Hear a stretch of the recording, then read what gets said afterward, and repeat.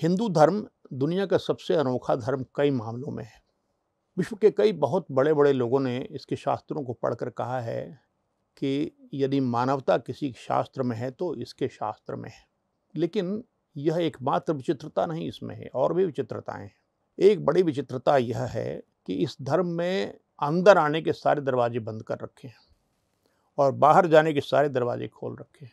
अगर आप किसी और धर्म में धर्मांतरित होना चाहते हैं, कोई रोक टोक नहीं है, लेकिन यदि आप इसमें प्रवेश करना चाहते हैं तो वो आपको नहीं मिलेगा। जो हिंदू धर्म में पैदा हुआ वही हिंदू हो सकता है, ऐसी पारंपरिक मान्यताएं बना रखी हैं लोगों ने, क्योंकि इसमें बड़ी कड़ी वर्ण व्यवस्था थी और 4 वर्ण जो होते थे, ब्राह्मण, क्षत्रिय, वैश्य और शूद्र, उनके भीतर भी अनेक उपजातियां थीं और विवाह आपस में नहीं होते थे। एक वर्ण का व्यक्ति की कन्या उसी वर्ण के पुरुष से विवाह कर सकती है। यदि नहीं किया, दूसरे वर्ण से विवाह कर लिया, तो उसका पुत्र वर्ण संकर होगा और उसके पितर नरक में गिरेंगे।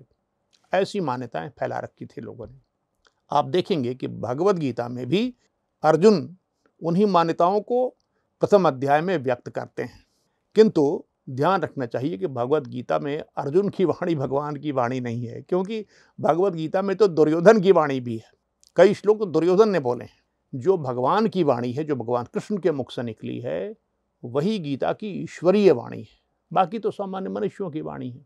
तो इस पूरी परंपरा में, हिंदू धर्म की परंपरा में, चाहे वो वैदिक परंपरा हो या पौराणिक हो, दोनों ही परंपराओं में किसी का प्रवेश, औपचारिक प्रवेश हिंदू धर्म में बाहर से नहीं था, क्योंकि दोनों ही वर्ण व्यवस्था को मानती हैं, जो जन्म पर आधारित वर्ण व्यवस्था है। भगवद गीता ने बिल्कुल दूसरे स्वर में बात की। उसमें भगवान ने कहा, सर्वधर्मान परित्यज्य मामेकम शरणं व्रज अहं त्वा सर्व पापेभ्यो मोक्षयिष्यामि मा शुचः। सभी धर्मों का त्याग करके मेरे धर्म में आ जाओ, मैं तुम्हें सभी पापों से मुक्त कर दूंगा, शोक न करो। इतनी बड़ी बात कही, दूसरे धर्मों को छोड़कर मेरे धर्म में आ जाओ। उनका धर्म क्या है? भगवद गीता का धर्म भगवत धर्म है। उनके सिद्धांत भगवत धर्म के सिद्धांत हैं। और ध्यान रखिए कि पूरे हिंदू धर्म में जितने ग्रंथ हैं, उनमें से एकमात्र ग्रंथ भगवद गीता है, जिसको लगभग सभी साक्षात ईश्वरीय वाणी मानते हैं। और उसकी जो विषय वस्तु है, शैली है, वो सब इस बात का प्रमाण है। ये लोग मानते हैं। तो हम भगवद गीता की बात सुने या ऋषि मुनियों की बात सुने या विप्र वर्ग की बात सुने, जो हिंदू धर्म के संरक्षक मानते हैं अपने आप को, भगवान ने किसी भी श्लोक में भगवद गीता में वर्ण व्यवस्था को जन्म से नहीं जोड़ा। कोई दिखा दे एक श्लोक, उसमें एक श्लोक नहीं है, लेकिन 3 ऐसे श्लोक हैं जिसमें स्पष्ट होता है कि वर्ण व्यवस्था का जन्म से कोई संबंध नहीं है। इसलिए भगवद गीता के धर्म में, यानी भगवत धर्म में, जो हिंदू धर्म का ही एक अंग है, एक शाखा है, कोई भी प्रवेश ले सकता है, चाहे वो काली चमड़ी का हो या गोरी चमड़ी का, पीली चमड़ी का या भूरी चमड़ी का, किसी देश का हो, कोई बंधन नहीं है। भगवान ने ये कहा, 3 श्लोक का है। मैं बताता हूं आपको कि वर्ण व्यवस्था जन्म से क्यों नहीं जुड़ी है, और इसीलिए इसमें भगवत धर्म में कोई जाति नहीं होती, कोई वर्ण नहीं होता। इसलिए जो मुख्य समस्या हिंदू धर्म की है कि यदि आप प्रवेश करेंगे हिंदू धर्म में, तो आपकी बेटी और आपके बेटे से विवाह कौन करेगा?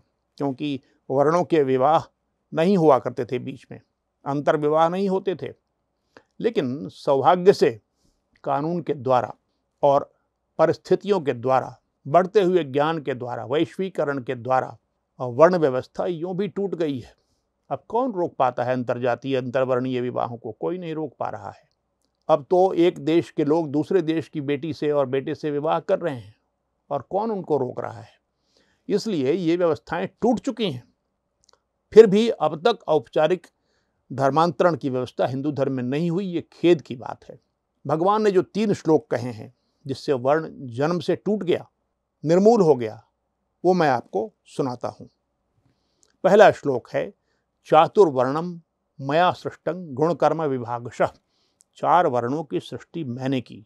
ध्यान रखिए, हर चीज की सृष्टि उन्होंने ही की है, कोई विशेषता इसमें नहीं हुई। 4 वर्णों की सृष्टि मैंने की, गुण और कर्म के विभाग से। जन्म से नहीं कहा उन्होंने, आपके गुण क्या हैं और आपका कर्म क्या है, इससे आपका वर्ण निर्धारित होगा। इसके बाद एक और पंक्ति जोड़ी उन्होंने, तस्य कर्तारम अभी माम विद्धि अकर्तारम अव्ययम। यद्यपि चारों वर्णों की सृष्टि मैंने ही की है गुण और कर्म के हिसाब से, किंतु उनका रचयिता होने या कर्ता होने के बावजूद मैं अकर्ता ही हूँ। अकर्ता का मतलब भगवद गीता में होता है जो कर्म करे किंतु उससे आसक्त न हो, वह कर्ता होकर भी अकर्ता है। तो भगवान की इसके प्रति कोई आसक्ति नहीं कि ये टूट जाए या रह जाए वर्ण व्यवस्था। और यदि भगवान का संकल्प होता कि नहीं वर्ण व्यवस्था मैंने रची है और नहीं टूटनी चाहिए, तो कौन सी शक्ति कौन सा कानून तोड़ सकता है उसको। यदि टूट गई तो मतलब यही था कि प्रकृति का नियम है, परिवर्तन और हो रहा है और हुआ, और भगवान इससे आना सकते हैं। एक श्लोक तो ये हुआ कि गुण और कर्म से रचना होती है वर्णों की, निर्धारण होता है वर्णों का। और दूसरा श्लोक भी उसी प्रकार का है, ब्राह्मण क्षत्रिय विषाम शूद्राणाम च परंतप कर्माणि प्रविभक्तानि स्वभाव प्रभवैः गुणैः। यानी ब्राह्मण क्षत्रिय वैश्य और शूद्र, इनका निर्धारण होता है उसके स्वभाव से जो गुण उत्पन्न होते हैं उन गुणों से। अब देखिए बहुत महत्वपूर्ण बात है, स्वभाव से जो गुण उत्पन्न होते हैं। किसी ब्राह्मण के घर में, ब्राह्मण दंपति के घर में एक ऐसा बच्चा पैदा होता है, और अक्सर होता है, जो पुरोहित नहीं बनना चाहता, शास्त्रों का अध्ययन नहीं करना चाहता, तपस्या नहीं करना चाहता, वह युद्ध लड़ना चाहता है, उसको उसी में मजा आता है, उसका स्वभाव वही है और उसमें वही गुण है। और आप देखिए हमारे कितने आर्मी चीफ ब्राह्मण परिवार में पैदा हुए, ये प्रत्यक्ष उदाहरण है। तो भगवान कहते हैं कि गुण से, कर्म से और स्वभाव से उत्पन्न गुणों से। और ये आप जान लीजिए कि किसी का स्वभाव उसके माता पिता के स्वभाव और वर्ण पर निर्भर नहीं करता। प्रहलाद पैदा हुए हिरण्यकशिपु के यहाँ, कहाँ असुर का स्वभाव और कहाँ संत का स्वभाव, ऐसा हम प्रत्येक दिन देखते हैं। तो जब भगवद गीता के धर्म में, भगवत धर्म में जन्म आधारित वर्ण है ही नहीं, तो फिर जो भी प्रवेश करेगा उसके साथ ये बाध्यता नहीं रहेगी। इसीलिए भगवत धर्म में धर्मांतरण की पूरी व्यवस्था है। भगवान ने स्पष्ट रूप से कहा भगवत गीता में, सर्वधर्मान परित्यज्य मामेकम शरणं व्रज अहम त्वा सर्व पापेभ्यो मोक्षयिष्यामि मा शुचः। जितने धर्म हैं उनको त्याग कर मेरी शरण में आ जाओ, यानी मेरे उच्चतर धर्म में आ जाओ। धर्म को छोड़कर अधर्म न करो, उच्चतर धर्म में आ जाओ और चिंता न करो, मैं तुम्हारे सारे पापों का नाश कर दूंगा। तो ये मत समझो कि अपना धर्म छोड़ दोगे, अपना मजहब छोड़ दोगे, अपना रिलीजन छोड़ दोगे और यहाँ आओगे तो तुम्हें कोई पाप लगेगा। कोई पाप नहीं लगेगा, सबसे तुम्हें मैं मुक्त कर दूंगा। तो ये आह्वान है भगवान कृष्ण का कि उनके धर्म में, उनकी शरण में आ जाओ, चाहे तुम किसी भी धर्म में हो। और इसीलिए भगवत धर्म में धर्मांतरण का प्रावधान है, जिसे धर्मारोहण कहते हैं। धर्मारोहण इसलिए क्योंकि आरोहण का अर्थ होता है ऊपर चढ़ना। आप जिस धर्म पे खड़े हैं उससे उच्चतर धर्म में आ जाइए, तो ये धर्मारोहण होता है। तो यदि आप भगवत धर्म में धर्मारोहण की प्रक्रिया जानना चाहते हैं तो आपका स्वागत है।